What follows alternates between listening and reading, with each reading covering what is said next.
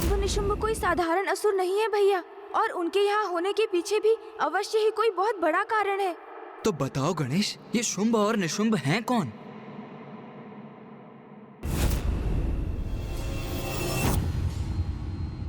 कौन है ये असुर भ्राता शुंभ और निशुंभ? कहां से आए हैं ये? आज से पूर्व यहाँ उपस्थित किसी ने ना इनका नाम सुना और ना ही देखा। फिर भी इनकी शक्ति के समक्ष कोई क्यों नहीं टिक सका? अपने नवीन महानायक को लेकर इन्हीं प्रश्नों के उत्तर ज्ञात करना चाहते हो ना तुम सभी? हाँ, हमें ज्ञात तो होना चाहिए। कौन है ये? कहां से आए हैं ये दोनों? यहाँ कोई इनसे परिचित नहीं है, क्योंकि शुंभ और निशुंभ दीर्घ काल से तपस्या में लीन थे। घोर तपस्या कर अपनी शक्ति में वृद्धि करना चाहते थे, जिससे अत्यंत शक्तिशाली बनकर अपने असुरों का उत्थान कर सके। तब के परिणाम स्वरूप कौन सा वरदान प्राप्त किया इन दोनों ने? तो इनकी शक्ति का कारण इनका तप ही है। आज शुंभ के राज्याभिषेक के पूर्व मैं इन दोनों भ्राताओं का पूर्ण परिचय दूंगा। असुरों का नवीन महानायक शुंभ और उसका भ्राता निशुंभ ऋषि कश्यप और प्रजापति दक्ष की पुत्री देवी दानु के पुत्र हैं, और इनका अग्रज भी अत्यंत शक्तिशाली असुर था और उसका नाम था नमूची।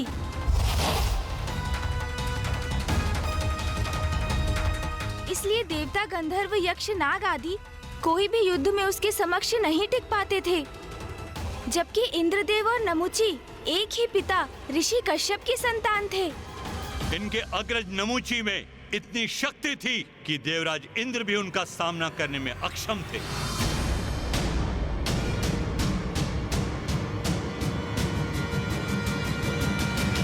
देवराज इंद्र भी सामना नहीं कर सकते थे नमूची का, तो क्या देवराज और नमूची का सामना भी हुआ?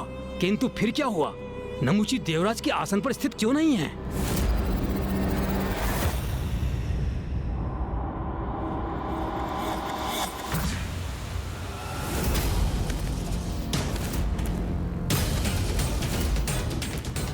इंद्र, इंद्र, यहाँ तो कोई नहीं। फिर ये किसका स्वर? कौन है ये जो मेरे ही लोक में, मेरे ही भवन में मुझे इस प्रकार पुकारने की धृष्टता कर रहा है? कदाचित ये मेरा भ्रम है। कोई भी तो नहीं है यहाँ। देवराज इंद्र! कौन हो तुम? और इस प्रकार मुझे छिपकर पुकारने का क्या प्रयोजन है? यदि साहस है तो मेरे समक्ष आओ। तुम्हारा भ्राता हूं मैं, देवराज इंद्र। मेरा भ्राता?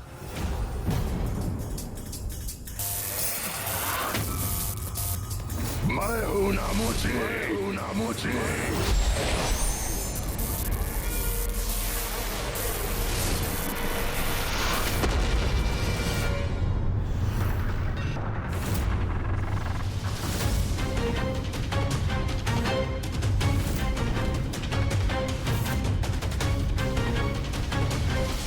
कहां हो तुम? नमूची! आओ नमूची, मेरे समक्ष आओ। क्या हुआ भीरू नमूची? यदि साहस है तो मेरे समक्ष प्रस्तुत होकर मेरा सामना करो। देवराज इंद्र का सामना करो। मैं इन मेघों में कहीं भी हो सकता हूं देवराज।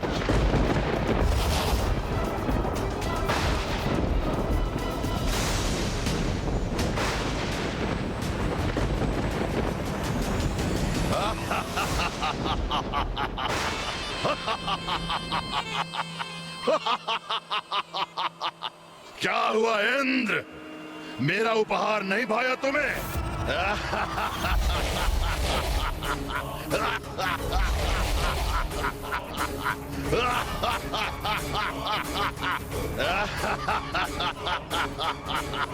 तुम्हारा इतना दुस्साहस!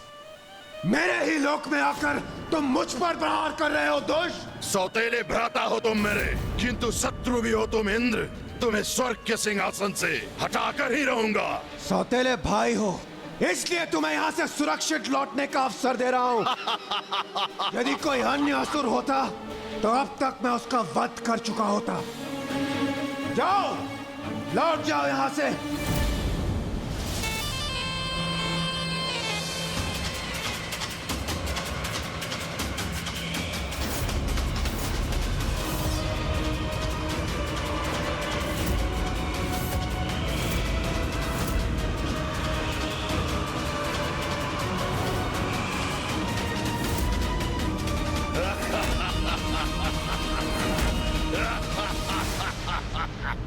यहाँ से जाने के लिए नहीं, इस स्वर्ग पे अपना अधिकार स्थापित करने आया हूँ मैं, क्योंकि स्वर्ग पर असुरों का ही आधिपत्य होना चाहिए। बस! मूर्ख हो तुम, जो तुमने मेरी चेतावनी नहीं सुनी। तो लो, अब मेरे प्रहार का सामना करो।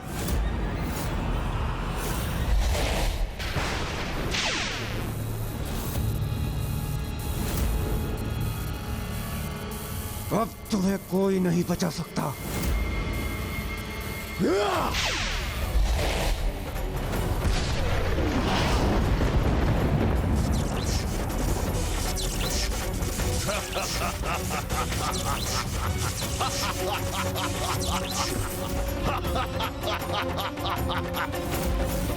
अरे थोड़ा तीव्र प्रहार करो इंद्र, युद्ध कर रहे हो मुझसे, परिहास नहीं।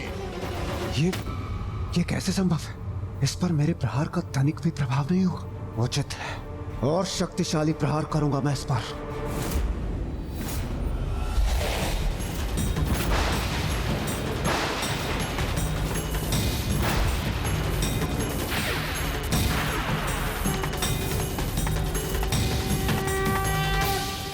अब कोई तुम्हारी रक्षा नहीं कर सकता नमोची, कोई भी नहीं।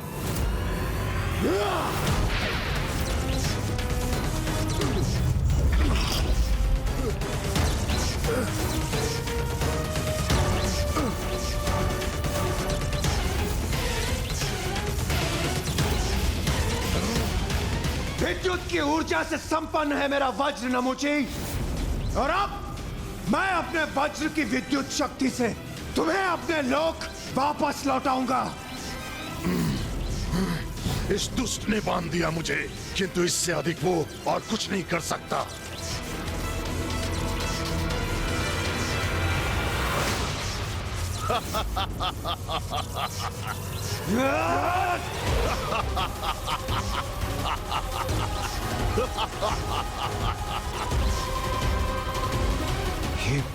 ये तो अब भी अपने स्थान पर अडिग है।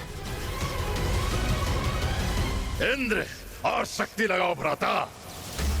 तुम्हारी संपूर्ण शक्ति का असफल प्रयोग देखकर बहुत आनंद आएगा मुझे। मेरे आनंद का कारण बनो। देवराज अवश्य हो, ये तो मूर्ख हो तुम। याद नहीं तुम्हें कि तुम मेरा वध कदापि नहीं कर सकते इंद्र, क्योंकि मैं वरदान प्राप्त कर संसार के समस्त अस्त्र और शस्त्र से सुरक्षित हूँ। कोई भी अस्त्र और शस्त्र मेरा वध नहीं कर सकता। यदि ऐसा है तो मेरे समस्त प्रहार इस पर व्यर्थ है। किंतु मैं तुम्हें अवश्य हानि पहुंचा सकता हूं इंद्र।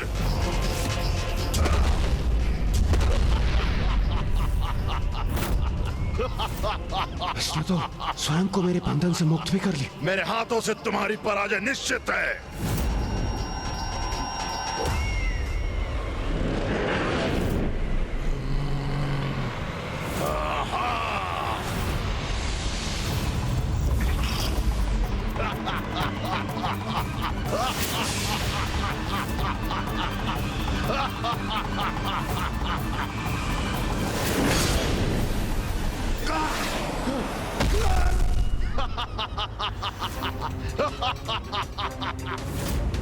अपने भ्राता से कुछ सीखो इंद्र।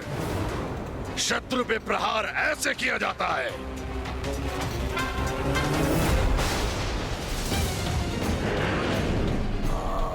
ये तो पुनः वार करने को तैयार है। और शत्रु को धूल दूषित करने के लिए और सशक्त प्रहार ऐसे होता है।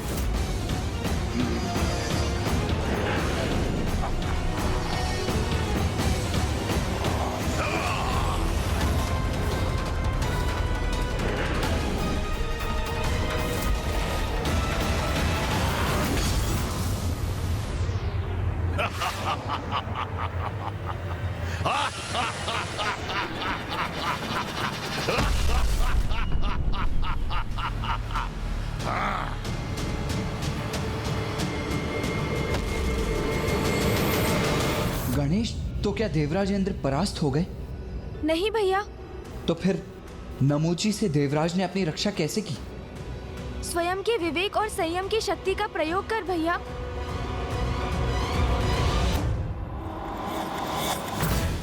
अब कहाँ है वो दुष्ट नमूची?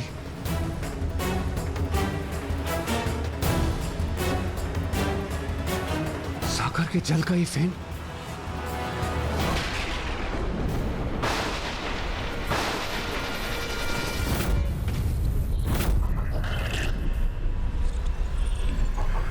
सागर का ये फेन संयुक्त होकर जुड़कर किसी तंत्र युक्त धारदार अस्त्र के समान हो गया है।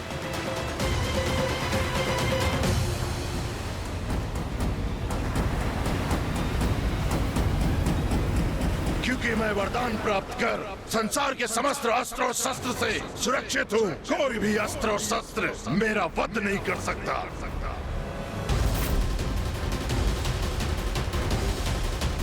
ऐसा अस्त्र जो अस्त्र ना हो।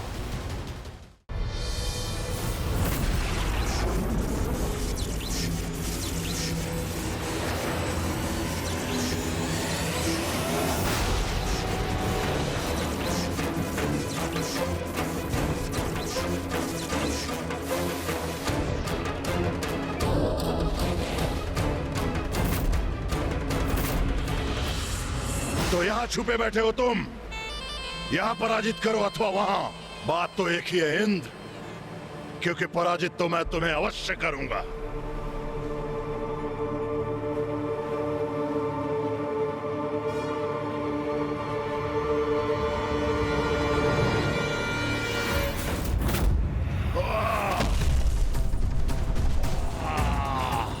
क्या हुआ भ्राता श्री नमूची? आप तो आहत हो गए, वो भी इस साधारण फेन से। मुझसे छल कर इंद्र, इसका उचित दंड दूंगा तुम्हें।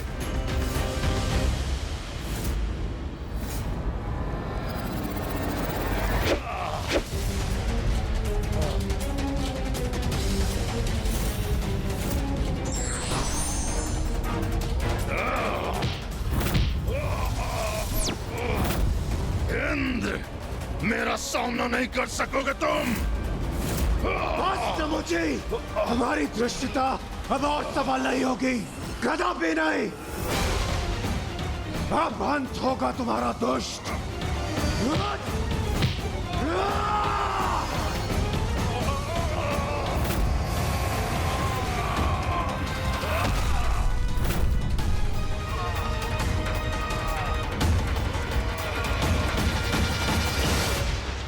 दुष्ट नमूची, सागर के जल से उत्पन्न ये फेन ना अस्त्र है और ना ही कोई शस्त्र, किंतु तुम्हारे अंत का उपाय अवश्य है। किसी अस्त्र शस्त्र से नहीं, इसी फेन से होगा तुम्हारा अंत।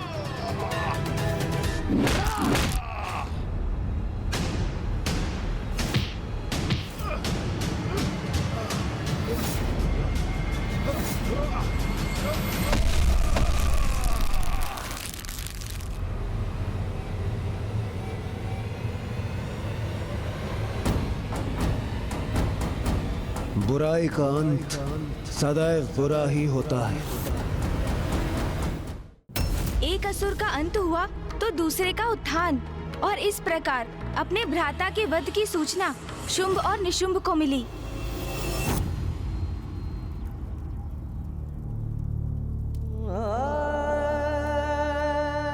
मेरे अग्रज,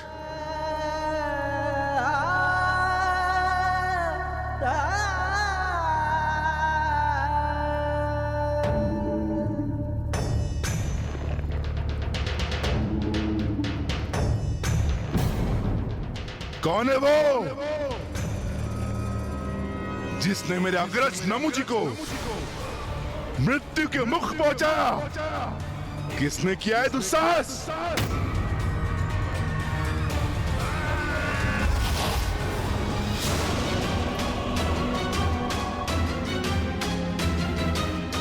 सुना नहीं तुमने? क्या पूछे भ्राता शुंभ? शीघ्र बताओ, किसने वध किया हमारे भ्राता का? बोलो!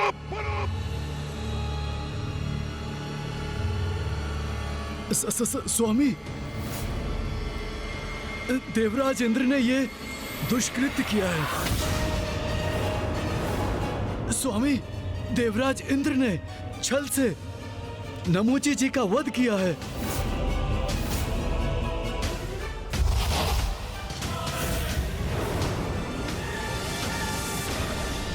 आज अभी मैं शुंभ निशुंभ प्रतिज्ञा लेते हैं। हम दोनों भ्राता देवराज इंद्र से अपने अग्रज नमूची की मृत्यु का प्रतिशोध अवश्य लेंगे। और उसी दिवस नमूची के अंतिम संस्कार के पश्चात शुंभ और निशुंभ ने घोर तप के लिए प्रस्थान किया। ओम ब्रह्मदेवाय नमः। ओम ब्रह्मदेवाय नमः। ओम ब्रह्मदेवाय नमः। ओम ब्रह्मदेवाय नमः। ओम ब्रह्मदेवाय नमः। ओम ब्रह्मदेवाय नमः। ओम ब्रह्मदेवाय नमः। ओम ब्रह्मदेवाय नमः। ओम ब्रह्मदेवाय नमः। ओम ब्रह्मदेवाय नमः। शुंभ निशुंभ निरंतर कठोर तप कर रहे थे और उनके तप का प्रताप शुंभ निशुंभ को ही निमग्न करने लगा। ये देखकर फूफा जी ब्रह्मदेव चिंता में आ गए।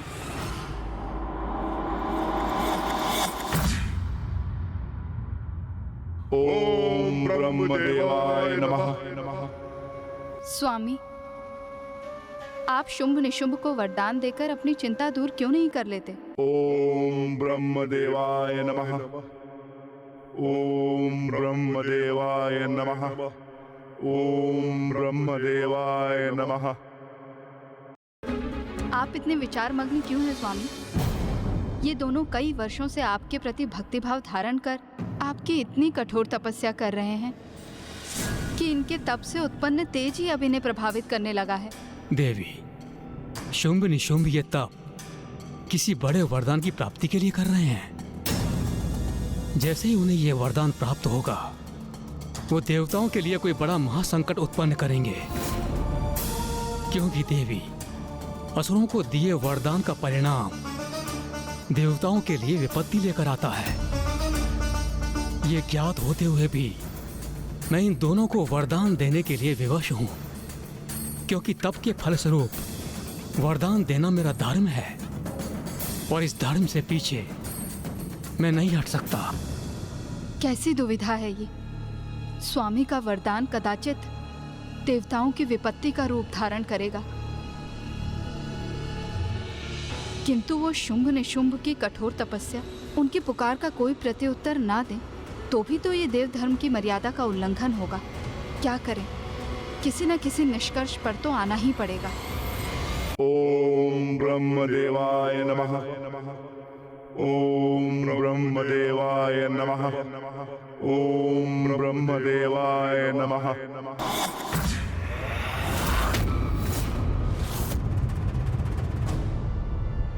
तो गणेश, फूफा जी ब्रह्मदेव ने क्या किया? वही जो उन्हें देव धर्म के लिए करना उचित लगा।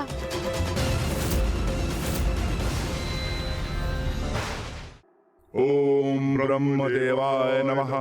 ओम ब्रह्मदेवाय नमः। ओम ब्रह्मदेवाय नमः। ओम ब्रह्मदेवाय नमः। ओम ब्रह्मदेवाय नमः। ओम ब्रह्मदेवाय। पुत्र शुंभ निशुंभ, मैं तुम्हारी तपस्या से प्रसन्न हुआ। कहो, क्या वरदान चाहते हो? प्रणाम ब्रह्मदेव, हमें अमरत्व प्रदान कीजिए। अमरत्व का वरदान तो मैं तुम्हें नहीं दे सकता। इसके अतिरिक्त जो चाहे मांग लो। तो आप मुझे ये वरदान दीजिए ब्रह्मदेव कि मेरा अंत मात्र नारी शक्ति से हो, स्त्री के अतिरिक्त कोई मेरा अंत ना कर सके।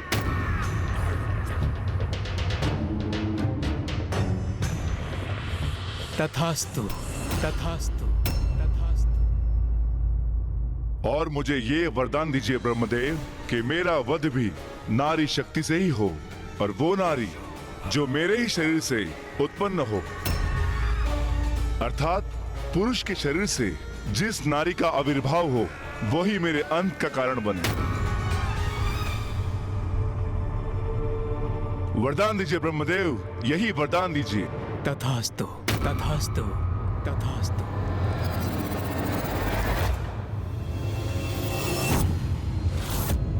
उनके ही शरीर से उत्पन्न स्त्री शक्ति, ये कैसे संभव है? यही तो विशेष बात है भैया कि अब चालाकी से प्राप्त किया हुआ ये वरदान ही उनके अंत का कारण बनेगा।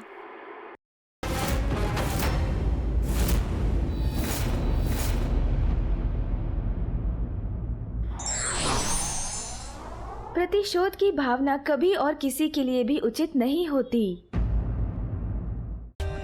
For more updates, subscribe to our channel, click the show links and enjoy watching the videos.